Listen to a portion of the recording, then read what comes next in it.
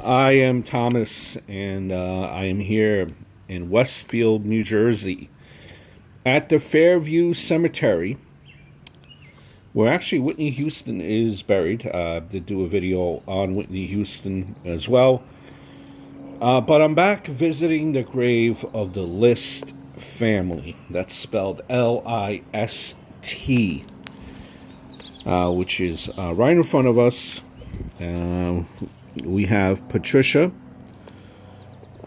which was the daughter, Helen, which was the mother, Frederick, which was the son, and John Jr., which was the other son, who were killed by their father, John List, in 1971. If you're a fan of true crime, you're very familiar, I believe, with this story. I'm very familiar. I'm back in the day. I was America's Most Wanted, a huge fan of America's Most Wanted, and one of their, I think, most famous case was capturing John List, who was on the run for 18 years at that point. In 1989 was when he was apprehended. And they had, his story on America's Most Wanted with a person that did a sculpture, like a sculpture or a bust of how they thought age progression John List would look after being 18 years on the run.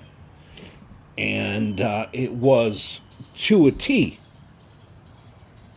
exactly how John List looked. But we'll jump back into that further down in the story. Just want to kind of explain John List and why he did what he did, which came out through various interviews and letters and things of that nature. John List, born in Michigan. He was the only child of German-American parents. His father died young. His father died when he was 45 years old. John List, growing up, devout Lutheran, even a Sunday school teacher.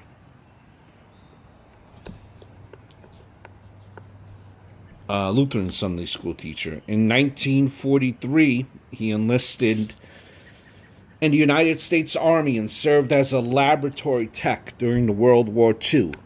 After his discharge in 1946, he enrolled in the University of Michigan in Ann Arbor, where he earned a bachelor's degree in business administration, master's degree in accounting. A smart guy by every admission. He was then commissioned to be a second lieutenant through the ROTC. Fast forward to November of 1950, as the Korean War escalated, List was recalled to active military service. In Virginia, that is where he met Helen Morris Taylor, who became his wife. Helen originally was the widow of a infantry officer killed in action in Korea. Now, Helen lived nearby in Virginia with her daughter. John and Helen married less than a year later, December 1st of 1951. Now, the story goes that the only reason John kind of married Helen so quickly is because Helen said that she was pregnant. And, John being a devout Lutheran, and if you're having a child and you're not married, well, that's a big thing. So he got married. When they got married in 1951, they moved to Northern California. The Army, realizing that John has, had accounting skills, they reassigned him to the Finance Corps. After completion of a second tour in 1951, he worked for an accounting firm in Detroit, then as an audit supervisor at a paper company in Kalamazoo, where his 3 children were born. Fast forwarding to 1959, John had risen to being a general supervisor of the company's accounting department. But Helen, at that point, was considered an alcoholic by accounts, and she became unstable.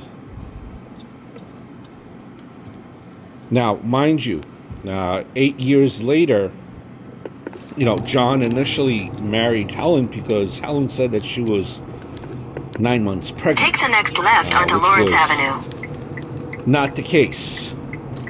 You could see resentment being already built up by John because he kind of married Helen under the notion that she was pregnant. She was not. And now John, being a devout, religious man, his wife is becoming an alcoholic, which is also a no. The resentment is building. Now, they describe John's personality being that he was in war, very bottled up, really never let in a quarter mile, turn right onto Hillside Avenue. Kind of kept to himself and would just go with the flow, even though a storm is brewing inside. Station will be on the left. We are going through the neighborhood of very ritzy, as you could see now, and even back then, the neighborhood of where John List and his family moved to. They moved here in 1965 to Westfield after John accepted a position as a vice president. Your destination is on the left. At a bank in Jersey City, New Jersey. So they moved. At that point, last known, they were in Rochester. So they moved from Detroit to Rochester and now to New Jersey. They moved into not this house. This house stands on the property. It was the house that they lived in was a 19-room mansion. It actually burned down shortly after the killings. But this house is almost the exact replica of how the original List family home was. 19 rooms. Imagine the mortgage on a 19-room mansion, but this is where the house stood. Almost exactly the way it looked back then. I will include some pictures shortly for you here. So now, we're in, like I mentioned, Westfield, New Jersey. The address of where the house was, or 431 Hillside Avenue, Westfield. And the Lists move into this house. John really didn't want to move in here, but he really had no choice. That's what his wife wanted. And he didn't talk it out. Again, just going along with the flow, even though deep down inside, he's steaming, not expressing his emotions. His mother, being that she has lent him money, to kind of get on his feet, lives with them. You know, John, for how smart he was, there was always something where he had many jobs, from job to job to job to job to job. He never lasted long enough in one job. There was always something that happened where he's looking for another job. Just constantly, you know, very short term was his employment. We will now drive down the block here, take you through the neighborhood of where the Lists lived. So, you know, John has this job in Jersey City, and eventually he loses that job as well. And he goes on pretending, not telling his family, not expressing himself out in the open and letting everyone know what has happened about losing his job. He acts as if he still has a job. So what he would do is go about Take the next left onto North Chestnut Street. As normally, but, you know, make the sandwiches for lunch. Continue on North Chestnut Street for half a mile. Send the kids off to school. Maybe you can drop them off to school. And then would go to the Westfield train station, which is where we're headed to. Sometimes he would sit at the train station all dressed up in his suit. Because remember, he ain't telling his family that he doesn't have a job. Sitting at the train station, reading, or going on the train, taking it for 2 or 3 stops, and, you know, getting off there and reading at the train station. He could not come to terms with telling his family that he had lost his job in Jersey City. And now, as you're losing your job, you know, you still have that mortgage note that you would have to pay. This is, you know, John's daily routine here. The Westfield train station. We take that to Jersey City for a while when he had the job, and he continued to charade after the fact. Didn't want his family to know. Kept that bottled inside. And, well, the mortgage payment is due. If you're not working, you can't make the mortgage payment, so he would be taking the mortgage payment from his mother's account without his mother knowing. Now, mother is living, remember, with John and his family in the Westfield mansion. You know, he doesn't have the money. He's taking it from his mother's account. Now, at this point, Helen, who he already is, you know, at his, you know, the marriage is not in great shape. Helen also now has syphilis, is an alcoholic,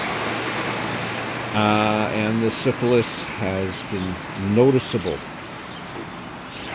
He's kind of at his wit's end here. He doesn't know what to do. He's losing money.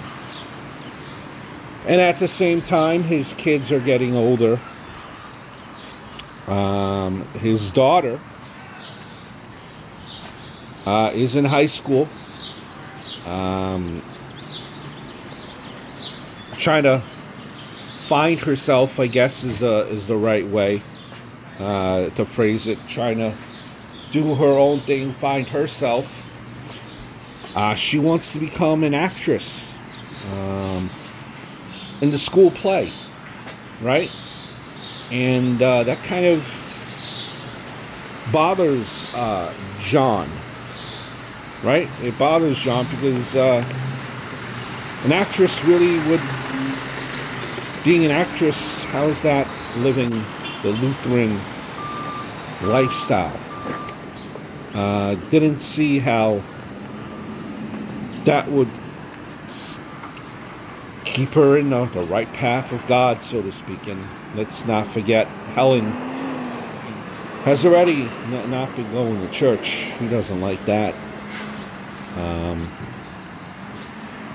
Remember, John was a Sunday school teacher. You know, John eventually does get a job, but it's not enough to keep up with the mortgage note. And the money keeps on going from his mother's account, and his problems continue. He does find jobs again, but he doesn't. It's the same pattern where he eventually loses them, or it just never was enough to make ends meet. We fast forward to 1971, November 9th, 1971. This is the day when John murdered his entire immediate family using his own semi-automatic handgun. It happened when his children were at school. He first shot his wife in the back of the head, and then his mother, and then he shot his mother, Alma, 84 years old, above the left eye. As his daughter, Patricia, 16 at the time, and youngest son, Frederick, arrived home from school, John shot each of them in the back of the head. So after this happens, shots two of his kids, his wife, his mother, he decides to make himself some lunch. After making himself lunch, he drove to his bank to close both his and his mother's bank accounts. And then he went to Westfield High School to watch his oldest son, John Jr., play in a soccer game. Who, by all accounts, they said that this was probably the best soccer game that he's played in his entire career. After, on the drive home at a soccer game, just what a maniac, just blends himself in, obviously. Just killed his whole family, blends himself in watching a soccer game.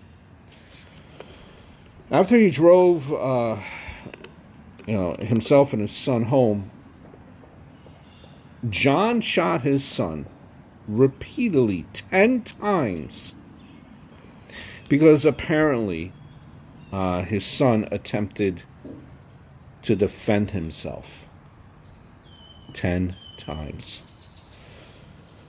John then placed the bodies of his wife and children on sleeping bags on the ballroom of the mansion. He left. Before he did eventually write a letter to his pastor before he left and highjetted out of town.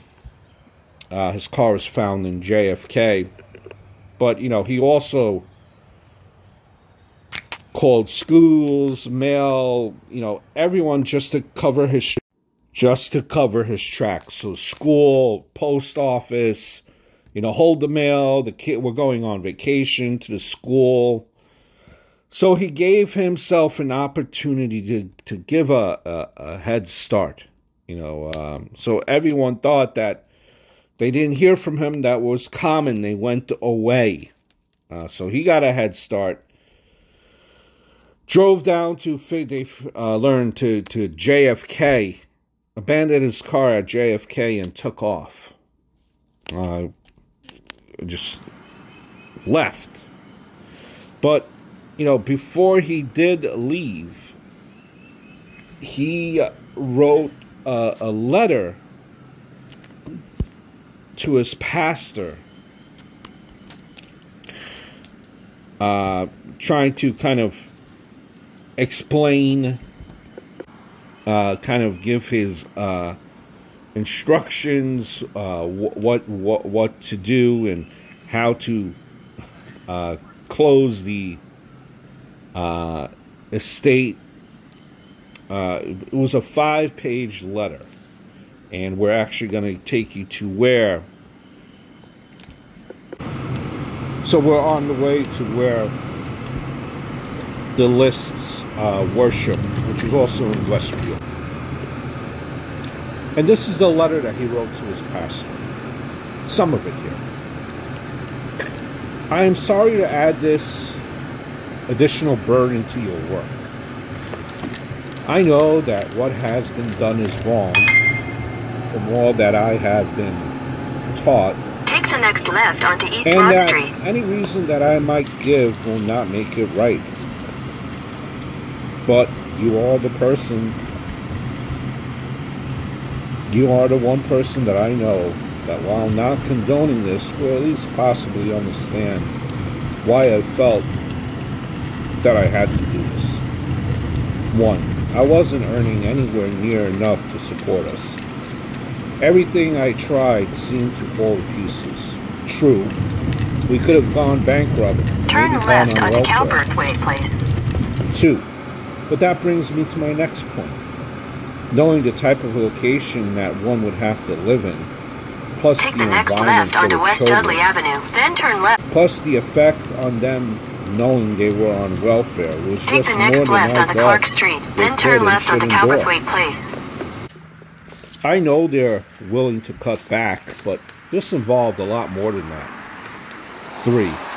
With Pat being so determined to get into acting, I was also fearful as to what that might do to her continuing to be Christian.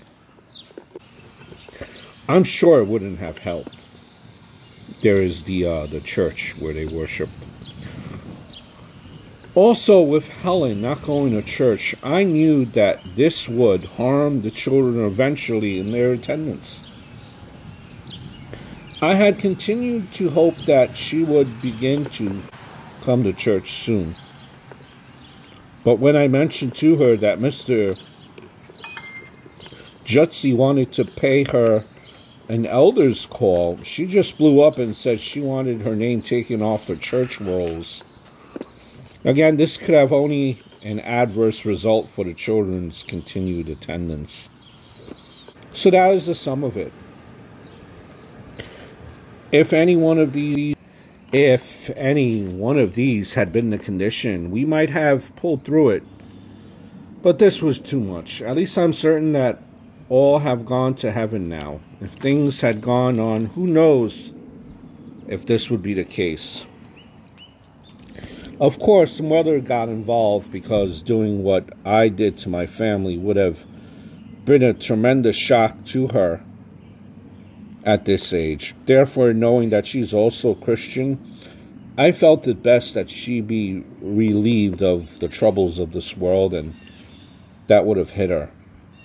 After it was all over, I said some prayers for them from the hymn book.